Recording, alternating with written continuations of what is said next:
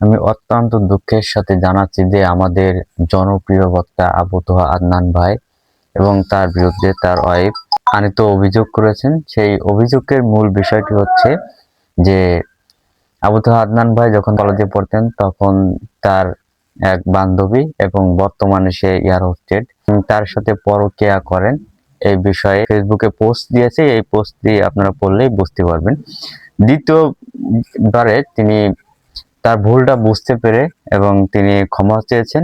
এই দ্বিতীয় স্ট্যাটাসে তিনি ক্ষমা চেয়েছেন আবু তোহা আদনান ভাইয়ের কাছে এবং বলেছেন তার একটি ভুল হয়েছে। পরবর্তীতে আবু তোহা আদনান ভাই একটা পোস্ট দিয়েছেন। অল্প সময়ের ব্যবধানে তিনি ২টি পোস্ট দিয়েছেন এবং তিনি আবু তোহা আদনান ভাইকে ভুল বুঝেছেন সে বিষয়ে একটা কথা বলেছেন। এই পোস্টটিতে আবু তোহা আদনান ভাই বলেছেন যে, ওয়াল্লাহি আমি তোমাকে ক্ষমা করে দিয়েছি, এমনকি যদি তুমি ইমাম হাসানের বাতিলের মতো হতে তবুও আমি তোমাকে ক্ষমা করে দিতাম। এখন বিষয়টি হচ্ছে ইসলামিক স্কলার, এত জনপ্রিয় একজন বক্তা, সবচেয়ে বড় কথা এই বিষয়টি আরো ক্লিয়ার হওয়া প্রয়োজন আছে।